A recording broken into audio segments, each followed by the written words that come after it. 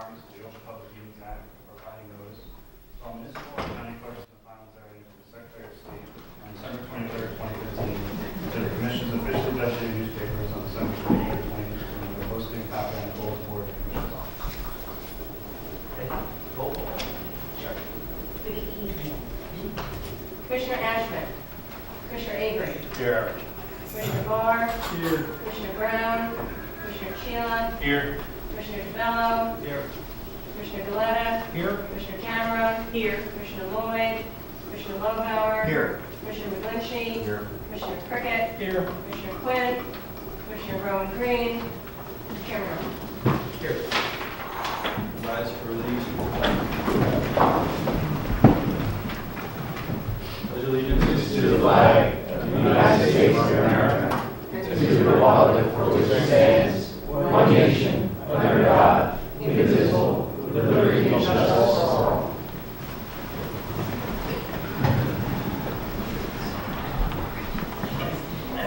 The first item we'll hit is the adoption of minutes from April 8th, 2016. Do you have redevelopments? Second. Second. Any questions or comments on the April 8th minutes?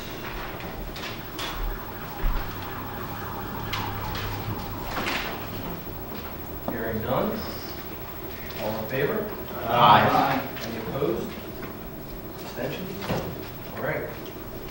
Next, we have committee chair and executive director reports, but before we go that route, we want to bring Melody in.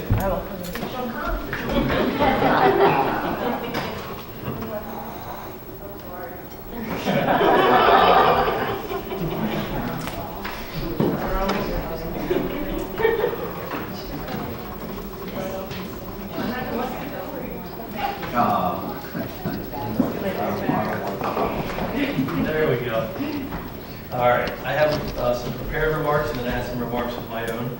The Commission's blessed to have wonderful staff professionals, including many of whom have devoted the majority of their careers working to help us achieve our mission. We are here this evening to honor one such individual, Melody Wood. Melody is retiring from the Commission at the end of the month, which means this is her last Commission meeting as our receptionist. During the last 26 years, when you called the Commission, most likely you've spoken and heard about and heard Melody. In her job, she serves the public face of the Commission, fielding questions as needed and directing calls that aren't always friendly and can often seem unending. She's volunteered countless hours of her personal time working night meetings and other Commission events. Her friendly demeanor and patience have been critical in helping us to communicate with the public for more than 2 decades. We want to thank Melody for her 26 years of dedicated service to the Commission and wish her well in retirement.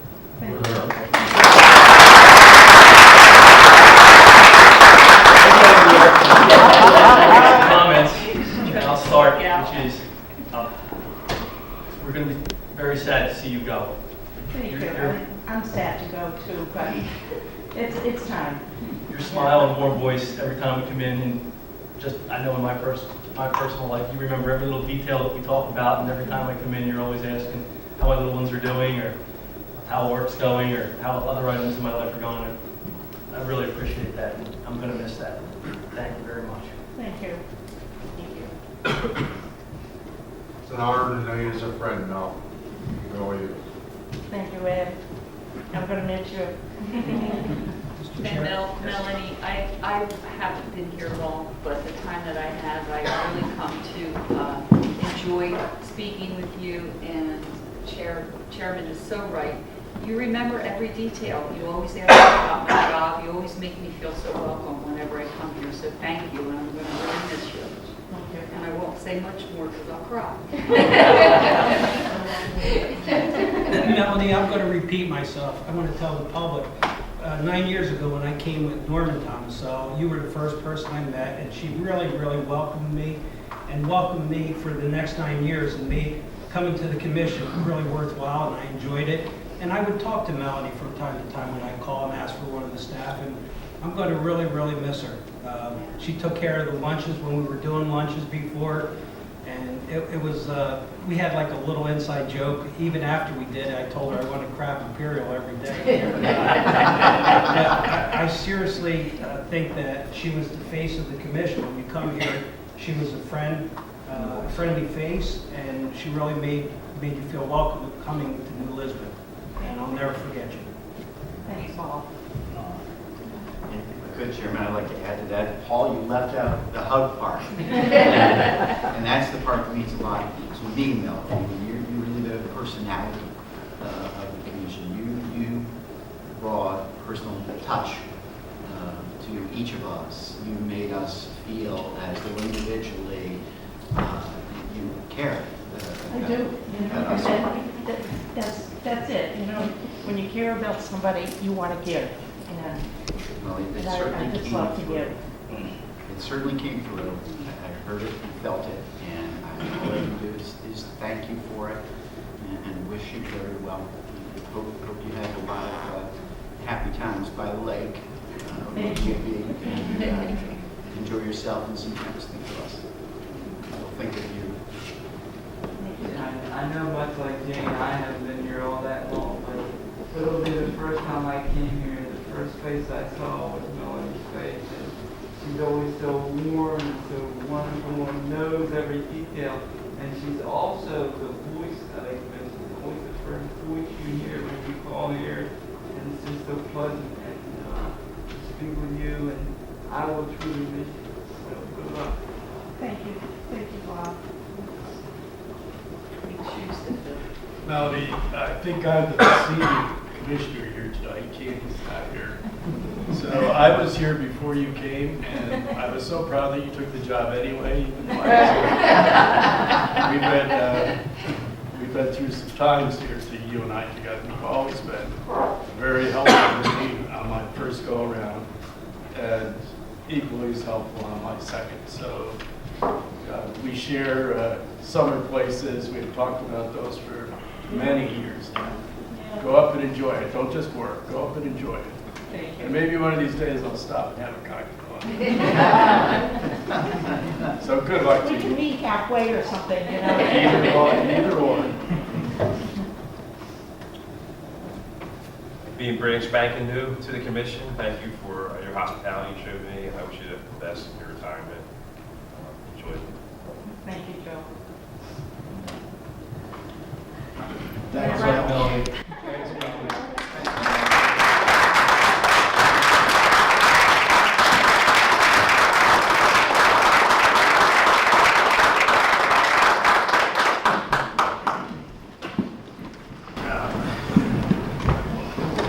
You just go home now. This is hard. All right, next up, as I said, committee chairs, the executive director's report. We'll start, I guess, with committee chairs. I don't believe we had a P&I committee meeting, and P&B, the next meeting is scheduled for the 24th, so I think all we had is the egg. Yes, we did. We met on July 31st, 2015. The committee received an update on the legislative defining field sports and low-intensity recreational use, which was a hot topic for a while. Still continues to be a hot topic on the front row turf line. CMP amendments are going to be needed to finalize this, and towns will have some input in their ordinances ultimately. The committee reviewed the status of the PVC program that we're all contemplating and supported various initiatives to enhance the program. It is on a fast track now after many, many years, and I know the staff is anxious to get this thing rolling and get before the P&I and ultimately before the full commission. The other thing was that it was nice that the Department of Agriculture came out and supported this effort as well as the New Jersey Farm Bureau. Another thing, the committee kicked around the idea of private programs for various things in ag areas. And I think we all agree that pilot programs are problematic in itself. And if we want to do something, we ought to really consider putting an effort into, CMP amendments that may help the agricultural community with some additional uses on their property. And we'll be discussing them in the future. I think we're gonna have one more ag meeting before the end of the year. I know we'll have another one, August, September maybe. And the other important thing that I think that people need to understand is this legislation permitting rural micro enterprises on preserved farms on how they may apply in the Pinelands. And basically what it means is that you may have the opportunity, farmers that have preserved their lands, to have a use that is currently not permitted, up to maybe an acre of their preserved farm. And it could be a variety of anything, and it doesn't have to be ag-related, the way I understand this legislation. So that's going to be kicked around a little bit more, and I think a lot of people don't even realize this. To the best of my knowledge, I spoke to a lot of people, and they're not aware of this. So it's something that's interesting, to say the least, on what may happen in the future with these micro enterprises. I actually had to look that word up. That's pretty much a summary of the ag meeting. If anybody has any questions, Susan would be more than glad to answer them.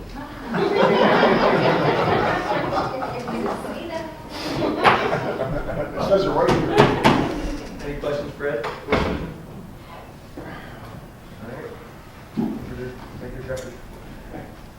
just want to tell you that you probably didn't hear Susan say it, but as joyful as it all seems with Mel, she doesn't like getting this kind of attention.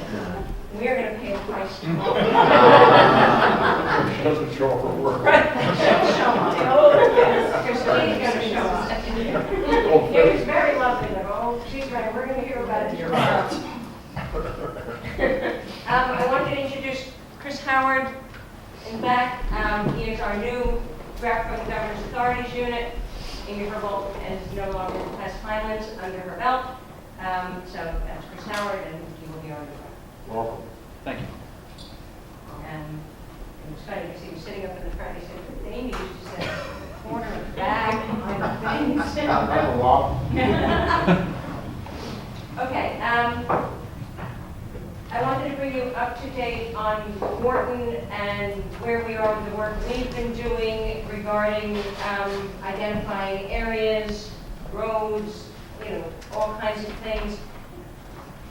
Had both the staff from the science office as well as staff from the GIS office working. We have about 86 locations that PPA have identified. Commissioner Prickett Commissioner Prickett provided about another 174 locations. The science office itself had 32. That's based on their work in the field, things they know. They do a lot of pond work at Wharton. So that's sort of our inventory at this point. I know that for the PPA sites, so if I'm wrong, you can correct me, but those sites have been field checked because Stacy did them. He's continuing that work, but his initial pass of Wharton is completed. So that's sort of their complete work for the moment. And I don't know if Commissioner Prickett is still generating. I do, I have more, but I chose not to send them to you this time. But I would like to just say that they were all found looking at Google Earth. Right. You find one, you follow the road, there's another one. Everybody can go and assess the situation on their own using Google Earth. Yes, and then we get them, and then we have to do more work. We have to figure out the expanse, we have to figure out if we've gotten it from someplace else, if it's on the road, there's more and more work for us. I just sent you the wetlands. I didn't send you the bank, erosion, or the transmission easement problems, and also some of the upland areas. So, and then we have what DEP has already identified. So now we have to sort of see what we have as the inventory, which is the next step of work for us. And then we have to make sure that, then we have to look at our own rules where there are criteria. That anything that we identify as something that we're going to tell DEP we think should be protected has to meet the criteria.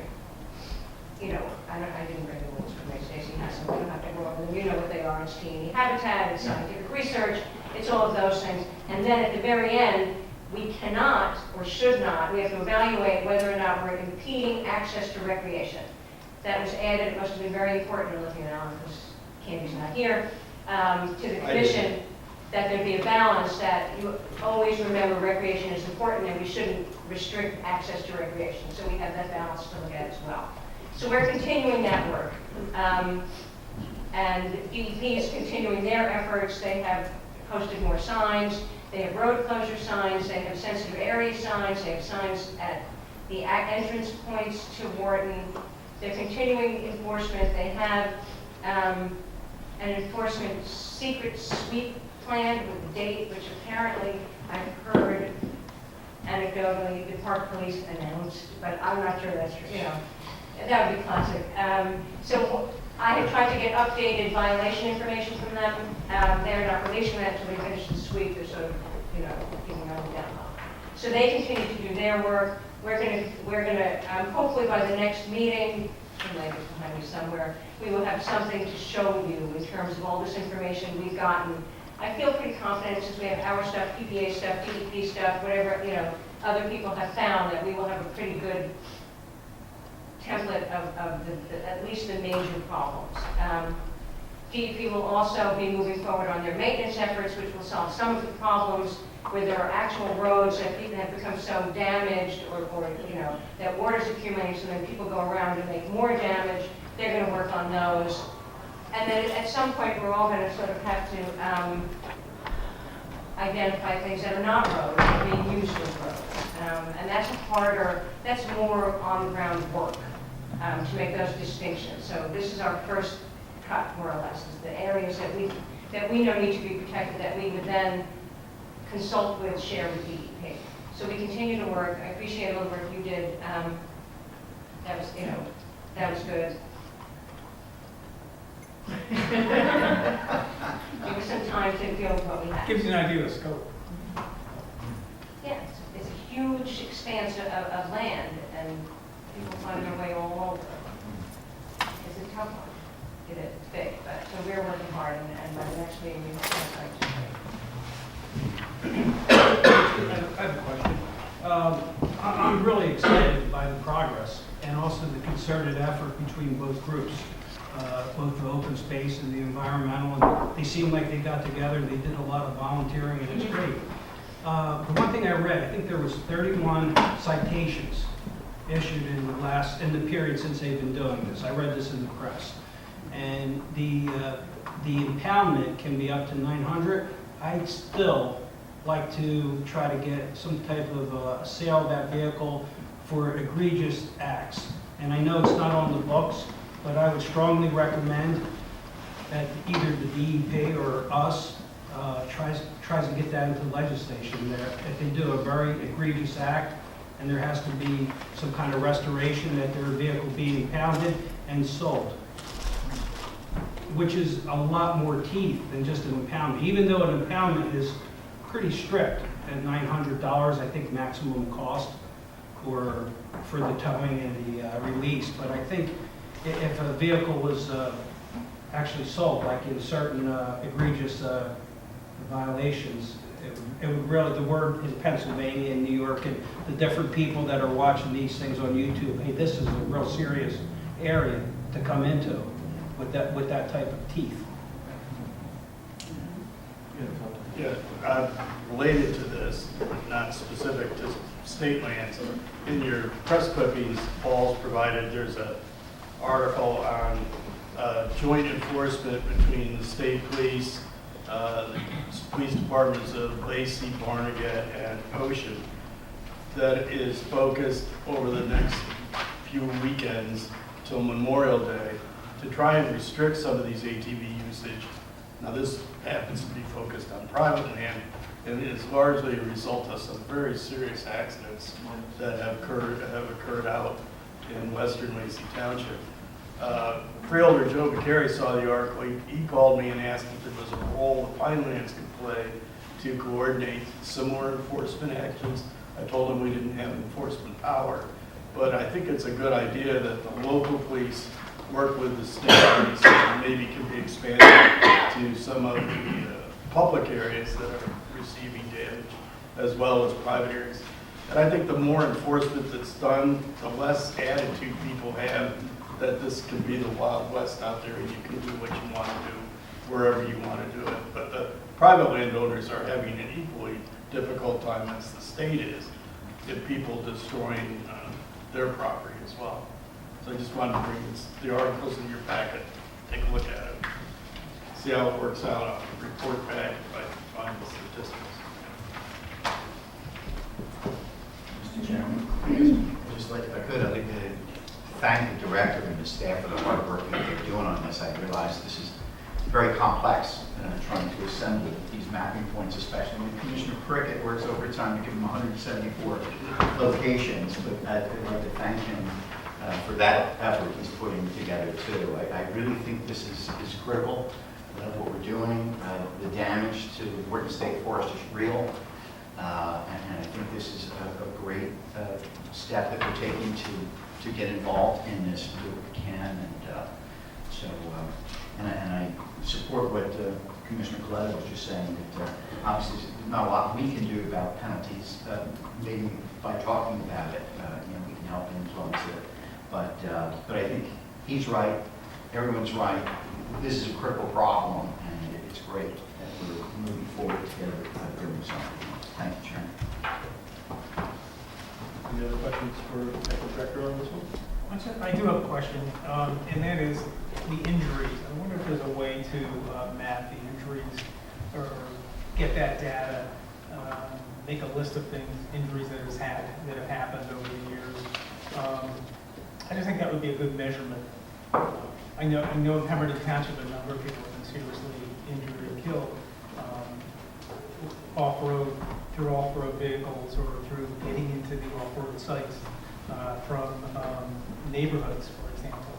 So I think that would be an interesting thing to know, because I think there's a safety element that we have to be, as you mentioned, Alan, a safety element that we have to be concerned with as well. And I think Mark brought that up before, someone having a heart attack and the emergency vehicles not being able to get to rescue them in time. So these are another perspective on this situation, but I think it's important. I'll ask the sheriff if this kind of information is reported in some way, shape, or form. It would obviously be individual police reports, but I'd like to assign you to go collect all those. Tell them I said I asked for it, right? Well, we'll see if it's, put in some kind of database My place might have for their properties. it. Yeah. There's been a lot of litigation too for private property owners, particularly mining sites, because they're considered attractive, even though they're trespassing.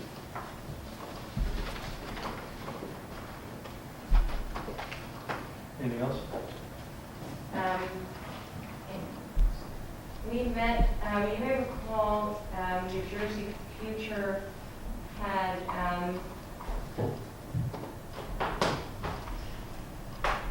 been in to see us. They had gotten some PEN money. They did some water supply work on some Pinelands towns. They're continuing their efforts, and we met with them last week, and I think Larry's met with them prior to that. They're having a green infrastructure workshop on Pinelands, in the Pinelands region, on May 24th, so they came to meet with us about it, which was really good, because now we'll participate in it. Brian Zora, our staff, who does all our stormwater stuff, is going to attend, and I think they're going to, they agreed to make a panel and put him on it. Yeah, they're going to have some presentations, and at the end of the presentations, we're going to have a panel, questions. Which is good, because, it's important that people who are going to consider doing, low-impact development, green infrastructure, all those kinds of things, recognize that there's a regulatory involved here as well, so that they don't think they can do things that they can, or vice versa. So that was an informative meeting, and I was glad they came in, and that we'll work with them on that. And I know, Commissioner Lover, you had shared information about another similar kind of thing. It wasn't Highland specific. I don't know if anybody did you go? No, I didn't. It was New Jersey Future also. I think the same So maybe program, it was but the just same thing, outside but of it was in Pinelands. another area. Now they're coming Okay. in. So this is good, because they are doing it, I know they were doing it north. Yeah, but they're also meeting citizens that does the same thing. This particular meeting is targeted towards engineers. So they're trying to address it from municipal officials, citizens, and this one's engineers. think Princeton Hydro is the lead engineer. Hamilton was actually picked to be a study, a pilot study. I think it was based that we have like almost a zero impact on negative discharge. Since we do our own water, we're not in the stream. And we're pretty proactive on the green acres and everything else. But we also are thinking about offering something that they would be able to wrap their hands around on a project on the lake. Possibly like the infiltration basins on targeted areas and things like that. But we have a rep, we have 2 reps. They have to sign an MOU with the mayor and the council to actually be on that target. So that, other than that, I think Hamilton's going to be on that. They're also holding it at the New Jersey manufacturing corporate headquarters, which I understand has some pretty good stormwater management techniques, so they'll also come together.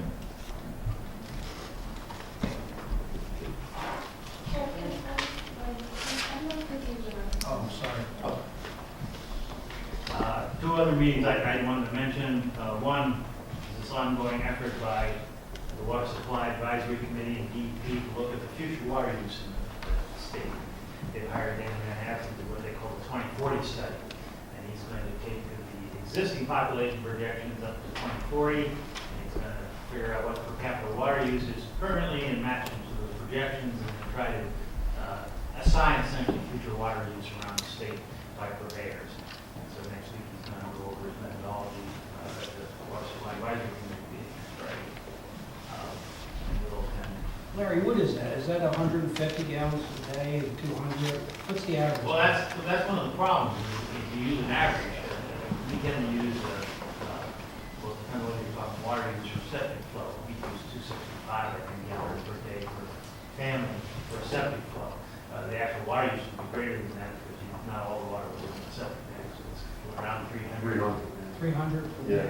That's an average family of 3.5, I believe. So Oh, so it is 100 per person? it's roughly that, yeah. And so that's what he's going to look at, and he's going to try to assign, well, what about elderly, what about north versus south, what about different kinds of development, does that change the water use? So he's going to dig into the purveyor's records and come up with factors that tell you what it actually is for different situations, and then he'll compare that to the 2040 population and the chemical projections. The other thing I wanted to mention, we continued to talk to people about Cohansey. We're making progress. Sometime this summer, we might like to go back to the TMI committee and talk about what we might like to do. In the last month, we met with about 15 experts, hydrologists and engineers and geologists, to talk about the various techniques that can be used for allocating water in the future. We had a very good meeting. We learned a lot. We learned what might work. We learned what might not work. We were surprised at some things. So we have to absorb that and try to put it into a final package. It seems like we make 2 steps forward and 1 back, but we are making progress, and we want to get back to the committee at least this summer. Larry, is that like a peer review on that document? But it's not really a document. What we want to do is go over the techniques, various techniques. It's a study, wasn't it? Well, there was a study done by USGS, and they offered various techniques, but other people have offered other techniques. And so what we want to do is talk to these experts and say, what do you think about this, what do you think about this, will this work, under what circumstances? And we have purveyors there, so we were telling them that we might do this, what do you think? And they said, well, I don't know that. So it was a good give and take on a variety of topics. It was very technically oriented to what kind of hydrologic studies and things like that. And that has to do with one of the presentations I think you made over the last year or so on evaluating the amount of water that can be withdrawn. Yeah, we offered those techniques that I presented to the committees, but we offered some other ones as well. We heard more about what the states doing, what they're doing on the islands. We had islands people here. So we're trying to bring sort of the state of the art and see how it can work here. Great. I look forward to hearing more about that. That's one of it. Good evening, everyone. I just wanted to mention one item. We've been contacted by an interested and concerned citizen about a public fishing issue from a bridge in Washington Township in Burlington County. We're currently reviewing that matter. Back in 1991, the commission approved the replacement of that bridge. One of the conditions of that approval was that public access for fishing would be provided, and it requires that public fishing be provided on a bridge of this type as appropriate. And in this case, Washington Township and Wharton County have made a determination based on public safety that fishing doesn't seem to be appropriate. So we are reviewing that matter. There was an editorial today in one of the regional papers. And I just want to let the commissioners know we'll be responding shortly on that one. That's all I have. Chuck, why did you think the engineers never made the right spot for the fishing pier on the bridge when we asked them to back in '91? Well, we're not sure that they have or have not at the moment. We are reviewing the matter. Isn't the issue whether or not there's adequate restrooms nearby? That has been a rumor that that's one of the issues. Mr. Chairman? Yes, sir. On that subject, I talked to Chuck a little bit when I first got here earlier this evening, and it was really disturbing to me when I read this article in Atlantic City Press, our view. And assuming for a second that I do believe that at the time that approval was given in '91, there was an obligation to put a fishing pier there. You know, however it was to be constructed, I think the jury's still out on how that was to happen. But what I took exception to is that on 3 different occasions in this article, the press, the Atlantic City Press, is pointing to us as to why the commission did not enforce that action. And I take exception to that. When in fact, if anybody was supposed to make sure that fishing pier was put in, it should have been the town and more so Wellington County, certainly not the commission. And I believe we need to respond to that article and straighten out the person who wrote that, you know, we're not the enforcers of a county approval. That's all. That's all I have. Any questions for Larry or Nancy? We have more. Is that? We have more things. We have more. We have more Okay, things. I'm sorry. That's okay. Susan? Wait. We have an issue that sort of involves everyone over here, which is something going on in Manchester that dates back a while. When was the settlement? 2002. Right. This is a heritage mineral site. Manchester has been bubbling about coming up with a new redevelopment plan, which they adopted on Monday. Introduced on Monday. There's a settlement agreement. There's legal maneuvering. So I'm turning it over to Susan, and we will sort of try to get up to speed as to where we are. I didn't ask you ahead of time, but can you put the land capability map up there? Of course. Okay, thank you. So, just spring that on. And I just thought it might help you to see where the area is that we're referring to. So, the Heritage Mineral Site is actually not in the state designated Pinelands area. It's in the federally designated Pinelands National Reserve, which will be the cross-hatched area on our map there. So it's in the National Reserve, it's in CAFRA, but it's not within our area where we directly regulate. So that makes things a little different than usual. However, as Stacy said back in, I guess it was 2002, I thought maybe it was a little later than that, the Commission and DEP and Hobson's, the property owner, entered into a settlement agreement which would control what would happen on the site. It's about 3,800 acres. It's a very, very large piece of property, an old mining site. And the settlement agreement essentially designated a development area of about 900 to 1,000 acres. And the rest of the site, the orange, right in the, that orange right there is the development area that was designated in the agreement. The rest of the green around there, the crosshatch, there you go, it was to be permanently preserved, along with several thousand acres in the forest area inside the Pinelands area. So the settlement agreement encompassed probably 7,000 or 8,000 acres in total, most of which was slated to be permanently preserved. But there was this development area designated, again about 900 acres. The agreement calls for a maximum of 2,450 units, single-family units, to be built within that development area. That was all done and signed back in the early 2000s. The commission took the next step, and in 2005, it took us a few years, adopted amendments to the comprehensive management plan to change our map, to create the boundary of this agreed-upon development area and put it in the regional growth area, and that's why it shows up as orange on the map now. That's the boundary that was agreed to in the settlement agreement. So the commission went ahead and implemented the settlement agreement. I think we were the only ones who implemented the settlement agreement. Estate planning, but they weren't a party to the agreement. So estate planning also changed its planning area designations, but the deed restriction that was supposed to occur, the some 6,700 acres, never did. The units were not constructed. So in the last year or so, Manchester has been meeting with the Heritage Minerals, the Hovnanian people, to discuss a revised development plan for their area. And we've received copies of various pieces of things. They've been meeting with a special redevelopment committee that hired experts to do a fiscal impact analysis.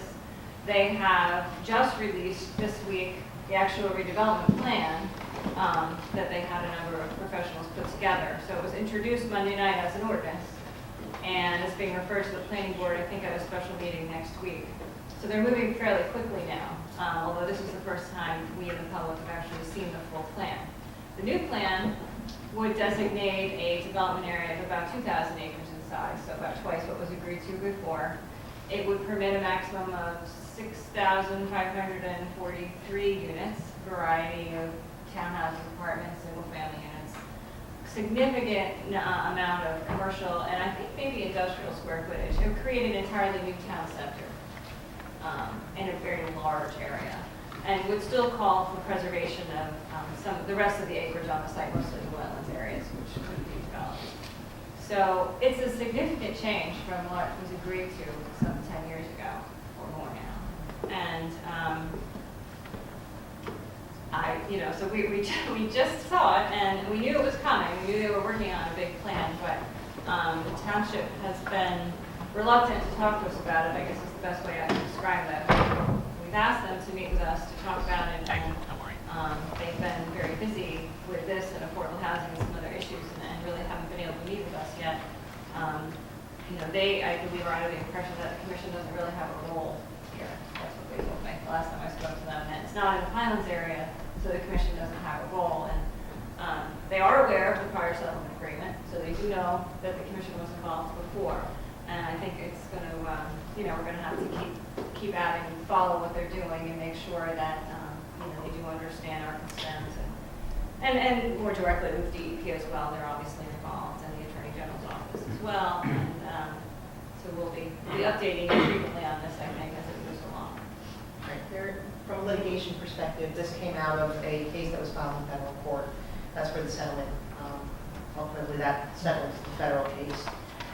And that settlement has been continually extended over time. So we have counsel in the AG's office, which represents the commission. DEP has counsel in while is representing them. We are staying on top of the issue and have been for a while, because there have been discussions for a year, maybe 2 years now, about the Hovnanians wanting to expand the scope of development beyond what was permitted by the settlement. We made it abundantly clear at that point in time that it was not consistent with the plan, that the area is forest area going out beyond what had been rezoned, that the area that had been rezoned was previously forest area, and that they have always maintained the position that the commission doesn't have to say, which isn't true, quite frankly, even though the commission does not have jurisdiction within CAFRA. DEP has primary jurisdiction in CAFRA. We are a consulting party, and they have an obligation to adhere to the intent and goals of the Highlands Protection Act, the Federal Act, and the Comprehensive Management Plan. So, it's not completely accurate to say that there is no Highlands role, as much as the developer would like that to be true. Stacy, is the DEP asking for a different off-site contribution if they're okay with this plan? There is nothing pending before DEP or us. There has been no application submitted here. In fact, when Susan told us about the redevelopment plan being introduced, that was the first that we had heard that there was a concrete plan moving forward. And it is obviously inconsistent with settlement terms, significantly inconsistent with settlement terms. So at this point, the DEP is in the same position we are. Everyone's waiting to see if they're going to submit this application, well aware that there are issues at the site. Susan, the small area of development that you had mentioned that it was going to wind up in the regional growth area, the Pinelands, and this is where it stopped. So the township has never moved forward to change the boundary and include that in their regional growth area. So in essence, as of today, it's still in CAFRA. Yeah, well, so when we, after the settlement agreement was done and the commission changed the boundaries on our map, there were a couple of years there where we worked with Manchester on this idea of their CAFRA or National Reserve area, because in that area, municipalities have the option of coming into conformance with their ordinances and master plans here with the commission. And we have a few that have done that. Manchester kind of toyed with that idea at the time, but ultimately backed away from it. It would have required them to adopt a master plan, ordinance, and zoning map that complied with our map.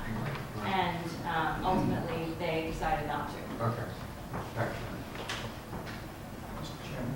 Chairman, since the developer is taking action now, and apparently moving quickly, would it be unreasonable to suggest that we might need to contemplate taking legal action in this? It's not the developer that's moving forward, so there is no development applications pending. It is the municipality that's moving forward with introducing and adopting a redevelopment plan for the area. So it's municipal action. And Okay. as far as I recall, municipality was not a signatory to the settlement. No, they weren't, and I think they've never forgiven us for that. Right, they weren't a party to the settlement agreement, which made things a little awkward at the time, because then we were trying to work with them essentially to implement the settlement agreement through their zoning, and ultimately they weren't interested. We told the municipality way back when that this area, if you use the designation under the CMP, would be eligible for around 600 homes. So when the settlement agreement came in with 2,500, the municipality was upset. They wanted to go back to the 600 homes. Things changed. Now they want 6,000. Yes. Right. Wow. Oops. Yeah, they estimate that with the number of houses, it would mean 15,000 new residents. So we're talking about a huge area. Susan, if I recall correctly, water supply was a big issue. Indeed, yes. A couple of years ago, the town granted some approval to extend the water line to the site or authorize the extension of the water line because they had the utility, I think. That's correct. Be yeah. curious to see how that pipe was sized. Was it sized down to 2450 and some commercial, wasn't there some commercial? There was. Or whether it was open-ended. Yeah, check, I don't remember offhand. My understanding, Commissioner, is there are issues, environmental issues on the site generally, even now that would have to be addressed. E&E would have to be looked at. I understood. The water. The water was a hammer that the town had over the developers. And they held on to that for many, many years. And we were always told by the property owner that they were going to do the deed restriction of the 6,700 acres or so until they got their water permits. So we've been going around and around and around for a decade or more on this. We'll enjoy your meetings. Was the deed restriction executed? No, it wasn't. I mean, that's what we've been waiting for. And because of the way the settlement was set up, they didn't have to do that until certain triggers happened to bring the water permit. So that's why the property hasn't been deed restricted up to this point. I think there's radiation tailings out there, many different issues associated with the site. Did you say radiation tailings? I think those are the I results. think they did do it. Actually, last I heard, they're not, I'm sure Maybe what the DEP doesn't status, know, but- he does not know what the status of the site is at the moment. So stay tuned. Anything else, any other questions on that issue? Does that conclude our reports? Okay. Litigation update. Okay. I was asked to just put together the general procedural status of ongoing matters that the commission is involved in. I'll start with the matters related to South Jersey Gas. First, the first South Jersey Gas appeal, which is the one related to the NOA from a couple of years ago, that matter has been dismissed. South Jersey Gas was the appellant and actually filed a motion to dismiss with prejudice. Essentially, it was a voluntary dismissal. Apparently, they had drafted a motion before they realized they could have by letter, so they filed a motion on consent. So that case has been resolved. There's no longer. As far as I understand, they're not briefly filed and not beyond the dismissal. So that was just kind of being on hold. The second is the larger ongoing appeal of the DPU's 4055D19 order. That was originally started as 3 cases that have now been consolidated. One was a challenge to the executive director's December 14, 2015 letter to BPU addressing public comments, and then there were also 2 separate appeals that had been filed challenging the BPU's order to approve the line. The appellant's briefs were filed on Monday, and the commission and BPU's responses were due on June 9th. That case is on an expedited schedule, so it's expected the briefs are filed, et cetera, that it will be on the first argument dates. The course usually starts in September, so that will be moving quickly forward, especially for an appeal, which usually takes much longer time. Now we have the cases related to New Jersey Natural Gas. In the last couple weeks, on April 22nd, the Sierra Club filed a notice of appeal challenging the executive director's March 10th, 2016 letter to the BPU addressing public comments. There are also there's also several separate appeals of BPU's 4055D-19 order. So essentially similar procedural posture as the South Jersey Gas appeals. Those, as far as I understand, the case to which the commission is the party, which is the challenge to the executive director's letter, and the BPU litigation where they're challenging their order, those have not been consolidated. And there's not been a motion made on that yet. I'll advise if that does occur. As of this point, in the commission-related matter, the Attorney General's office has not filed a case information statement yet, which would be kind of the first thing to start this through, statement of items, et cetera. So it's still very early in the process. Just take one step back related to South Jersey Gas. I think we have discussed in the past, there was a challenge by PPA to the DEP's determination related to the interconnect station at the township and whether that should have been considered encumbered under the Green Acres statutes. That is ongoing, but no briefs have been filed yet.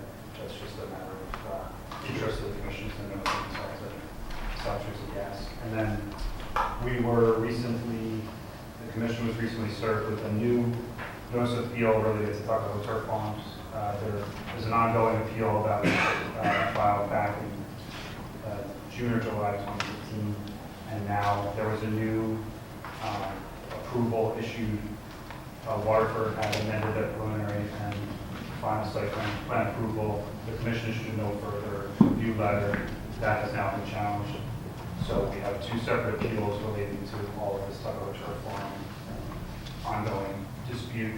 The appellants or PPA in that matter filed a motion to consolidate. I advise the commission that we should not object to that and let the matters be consolidated and handle them all together.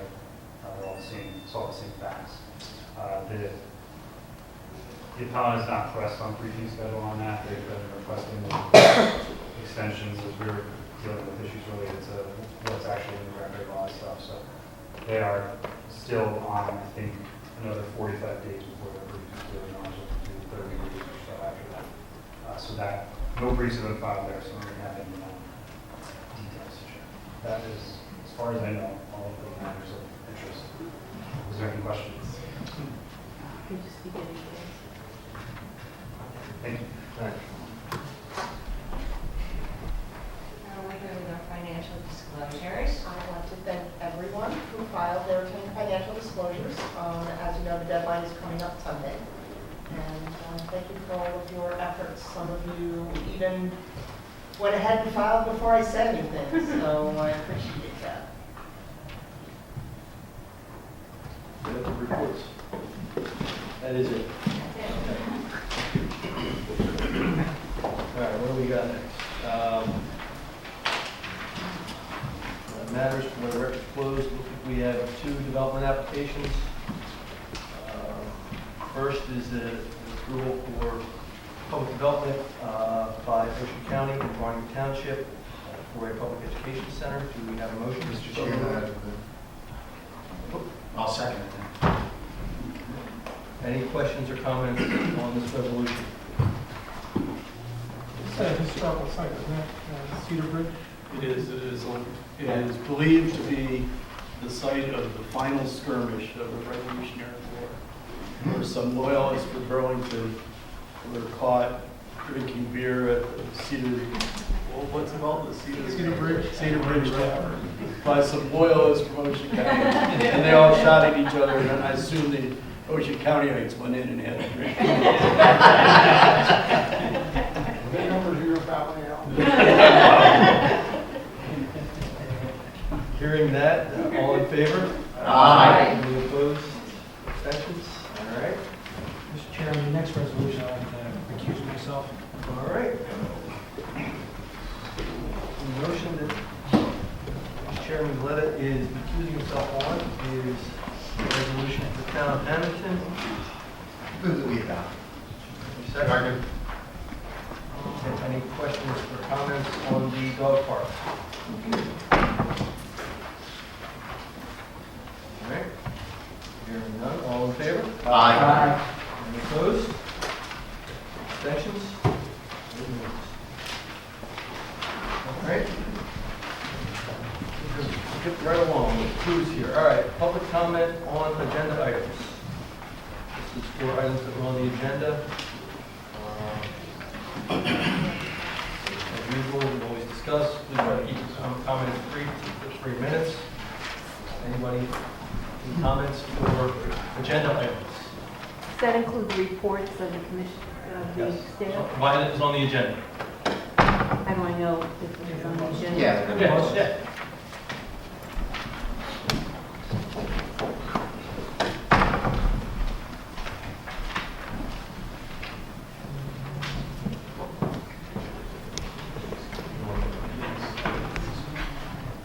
Mary Ann Clementi from Barnegat. So where is it on the agenda? This agenda is so basic, it doesn't describe what anything is. So my question has to do with Larry talking about the Kirkwood Cohansey project and that it was good meeting. What is that project about? And where is it on the agenda? Okay.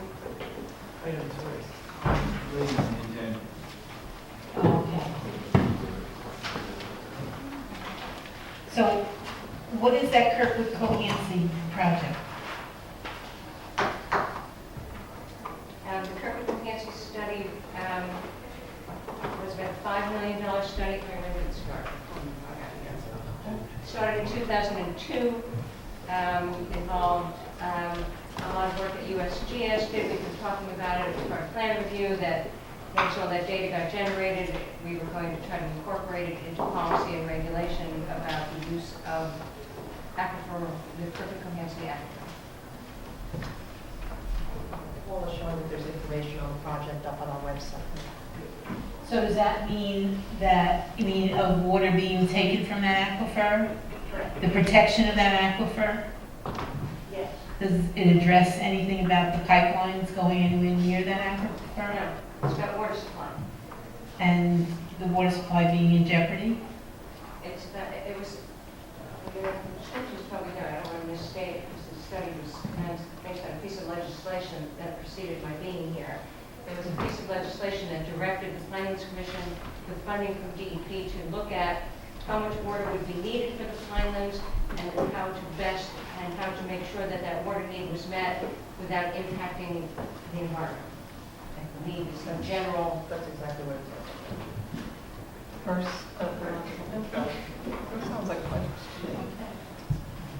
But impacting the environment is a big, It was pretty general legislation. huh? It was a piece of legislation, I think it was Senator, or Senator. Yeah, no, so wouldn't all these pipelines coming in It have wasn't some about that. environmental? It was solely about exactly what I said. It was to look at how much water would be needed and where it could come from without impact to wetlands, impact to the aquifer. That was the nature of, that was what the legislation required, and that's what was done.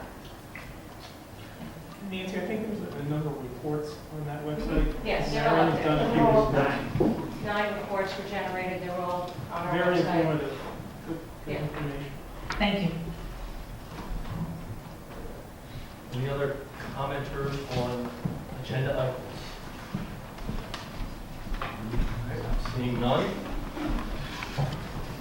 Ordinances required, we're going to close public comment on agenda items. And number 6, ordinances, no ordinances.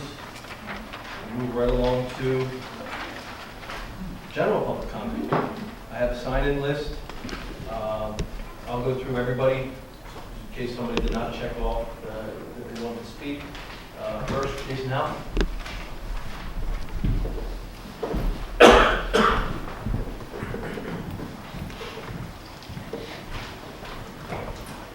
Hi, everyone. Jason Howell, Pinelands Preservation Alliance.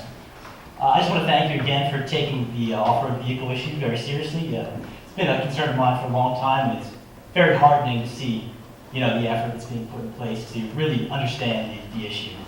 I went out last night to visit a few ponds that have been affected by this issue and some that have not. And it was very rewarding to me because I can see that the ponds that have been kept safe, either through natural means or from the volunteer efforts that we did last spring to protect them from off-road vehicles, has paid dividends because in those ponds that are protected, there's pine barrens tree frogs calling, Fowler's toads, southern gray tree frogs, carpenter frogs. And in those that have not been protected, especially those most seriously damaged, they're basically dead. There are bullfrogs, which are natural predators of the pine barrens tree frog. They're an invasive species of pinelands, and they prey on both adults and tadpoles. So it was just very, very rewarding to me just to see the benefit that can be had by really substantially protecting these places. We also took 2 restoration ecologists on a tour today, and one of the things that I thought was just enlightening was that the first thing they said, well, you need a map, and that just made the most sense because anyone who's viewing this issue firsthand, that's the first thing you need to know where you can drive, where you can't drive, just to have a way for all the public to know what is sustainable in the state forest. And if we can get that far, I think we have a good base to go off of. And again, I just thank you for looking into this issue and for providing those numbers that you did earlier, just to show the public how extensive this problem is, even just in the state forest, let alone the rest of the pinelands. So again, thank you for your interest, and it's great work because you really show the public that government can make positive change and it's taking the people's voice seriously. And I just have the most confidence for you. Thank you. Thank you. Linda Lacey. Oh, I'm not speaking. Okay. Agnes Marcella.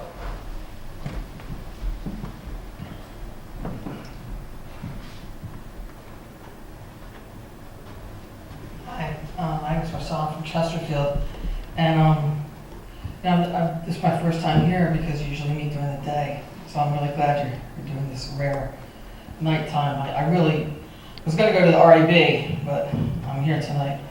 So, when I was thinking about the Pinelands Commission, I have this vague idea that you protect the pinelands, and like Jason just said, that's great, you do that sometimes. But, I don't understand how you guys could have approved not 1 but 2 pipelines through the pinelands. I'm still learning about all this, but, you just had that study up here.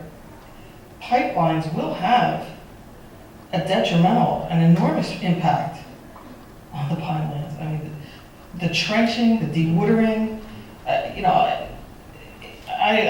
it's a sensitive area, and I just don't understand. I think that the credibility of the commission has been compromised, and not by some small amount, by Executive Director Whitberg and her unilateral approval of these things. So, to the point where people are now suing you. Organizations are suing you because of these decisions. So, I don't know. I think there should be a vote by the full commission on these issues. And it's not as complicated as the off-road vehicles. It's easy. You know where they're going to be. They asked if they could put this thing through, and you say no. That's all there is to it, you know? They're gonna commit egregious acts, like the commissioner said earlier. And you just say no, so there's no complexity at all. So, I was also wondering if NJNG will be attending that May 24th green infrastructure thing held by New Jersey Future, because I don't think they're into it. But I found very interesting this development in Manchester, which is the terminus of the SRL, the pipeline going through my area. We've always thought, since we've been to the terminus, and there's nothing there but a small valve, that there were bigger plans for this gas, you know, maybe export. We certainly don't need it to generate power in the state. And to just approve it without ever looking at the impacts, it seems to me ridiculous. I just can't believe it. And again, you know, Hovnanian, I don't think they're too worried about the Pinelands. So, you know, I guess that's what's going to happen is, you know, between the DEP, it wouldn't surprise me if the governor told them, yo, put it through, because we're going to find some way to get every DEP, EPA, Clean Water Act, Pinelands Commission permit you need. Whether we have to change directors from every commission we have to do it, we'll do it. And that's why there's such a rush, because they know when he's out, hopefully, because the people of New Jersey have proven time and time again by their votes that they're into preserving open space. So when he's gone, I think these companies know their rush to get this product to the coast might have seen its day. So I would just urge you again to reconsider, and you know, you could save yourself some money on the lawsuits by just saying no, like Nancy Reagan used to say. Thank you. Thank you.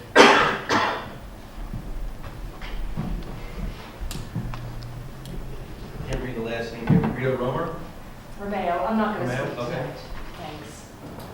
Kevin Broderick?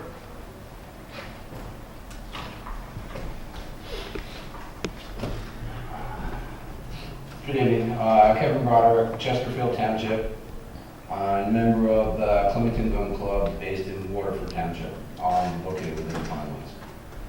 I know there's been a call for a map from several environmental organizations, and we're pretty much an exclusive user of, we are an exclusive user of public land for hunting. We're a hunting club that's been incorporated for, this is going to be our 94th year. And if the original map, I testified before, would severely impact how we could set up our hunts and train our youth to continue the tradition and the heritage of hunting in South Jersey. But I do have a question relative to the number of sites that were listed earlier by the executive director. And has the protocol been developed to, so that you have a consistent way of looking at any of these sites and saying, right, or how? Not yet. Not yet? That's my current, we just sort of took in what we had, and now we're going to try to take it from there. We haven't even really delineated, sometimes we just have spots. So, no, we haven't done that. That's coming. And like all the sites that are listed by PPA, have they been verified by science staff of the Pinelands Commission? Yeah. Or is that all part of the process as well in development of the protocol? Those issues will be addressed. I'm not saying we're going to want to field verify everything, but we have to. Can't hear you. Sorry, I shouldn't be going back and forth with you, but we will be taking that information and expanding on it and addressing those things. But like Jason said, I think it's an important issue for the user groups, including the environmentalists, the hunters, horseback riders, and I think the enforcement program that the DEP has put in place is a good place to start. I mean, the damage didn't occur overnight. It's going to take a while to let enforcement at least have a shot at it and see if we can correct some of the problems that are occurring out there. And that's pretty much it. Thank you for the opportunity to comment.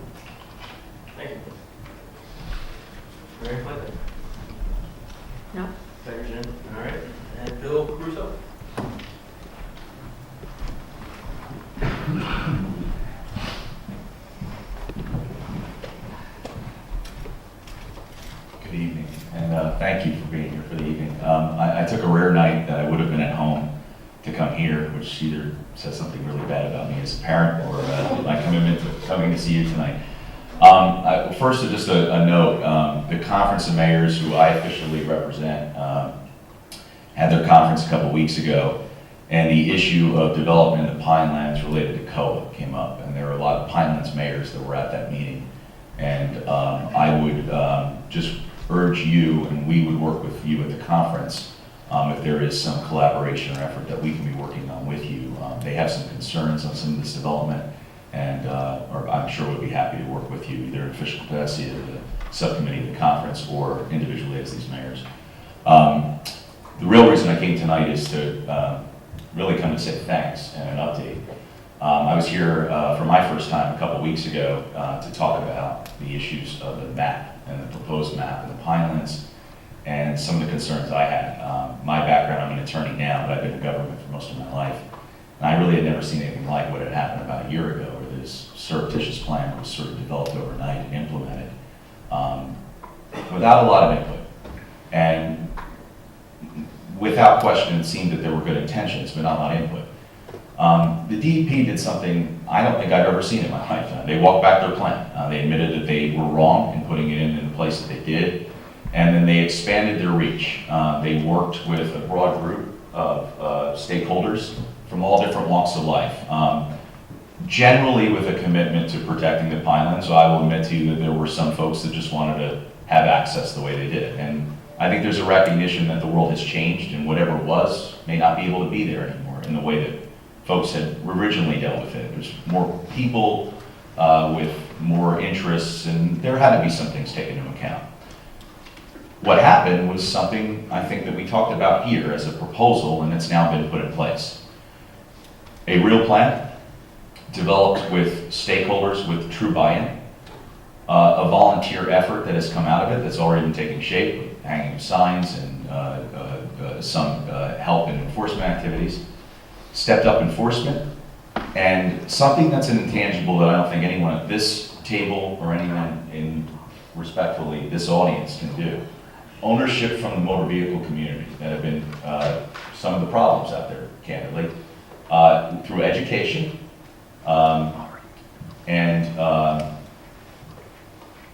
advocacy to help folks that number one understand the damage that they can be doing, places where they can travel, and spending time out in the woods educating people that may be innocent to this.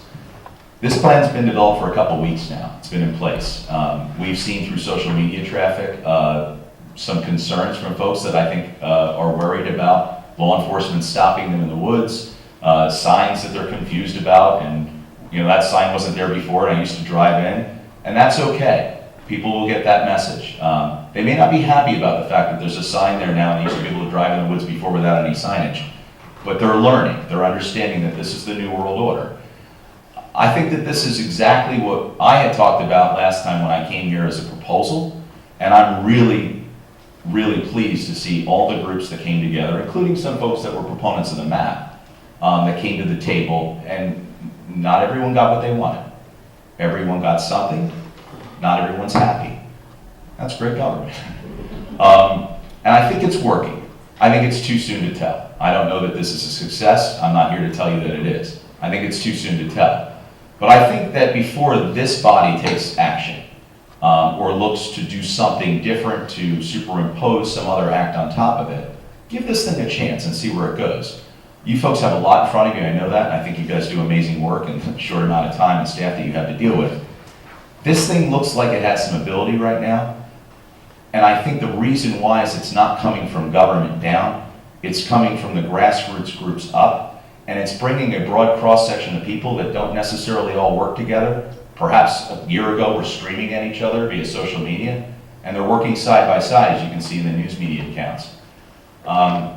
So I just came to say, one, thank you for your efforts, and two, to report back, because I came here with a concern a couple weeks ago, and I want to let you know that I'm very happy about what I see right now. It has promise, but it's we're going to require a collective work, your work, our work out here in the audience, to make sure that this is successful in the long run, but I think it's got hope. Thanks. Have a good night. the end of the list. Anybody else for public comment? Seeing none, close public comment. Do we have anything for closed session? No. Excellent. All right, before I take a motion for adjournment, any comments from the commission? I'd just like to say that in regards to Wharton State Forest and other areas that are affected by vehicles, I think it's important that we assess the damage. And I don't make any value judgments on what I see, how it's done, but I just think it's important to assess the amount of damage that is out in our state forests. I think it's important that everybody has access to our state lands, but I think it's extremely important that we preserve those lands for future generations. It shouldn't be a one-time use. So I would just encourage everyone to try to assess what's happening. There's people that are using the forest in different ways, go out and see the effects of all the vehicles, all the people using a finite resource. We have a state with 7 million people now, and it's the most dense state in the union. That's bound to affect our state lands. So, and I think we're seeing that. So that's what I wanted to say. Other than that, I'd like to say that the Blueberry Festival at White's Bog this year is the last weekend in June, 25th and 26th this year, 2 days, and it will be 9 to 5 this year. So if you've missed it in previous years, if you've got something to do on a Saturday, come out and celebrate. Thank you. 100 years. Cultivation. And this would be the best. Mr. Chair, I have one thing to say too. In light of the news briefs with the big fire in Alberta, I think we should look to our home here and think about urging fire to do more prescribed burns. That's serious, what we're seeing in Alberta, and I think it could be a prelude of what could happen here with our fuel, underbrush and everything else. It scares me when you see something like that, how long it took and the damage it did in Alberta. And we're just about in the same predicament, the way our forest is right now. So I'd like to, make that note. You stole some of my thunder. Oh, I'm sorry. That's fine, but I was going to encourage everybody, I didn't know if everybody had seen that we officially achieved rock star status in Rolling Stone. Whether you agree or disagree with the content of the article, it's an interesting article. But I do agree with Mr. Valletta here that I think it's something we should look at in terms of prescribed burn and just the risks and dangers that are out there should one of these wildfires occur. That's all I have. A motion for adjournment. Second. All in favor? Aye.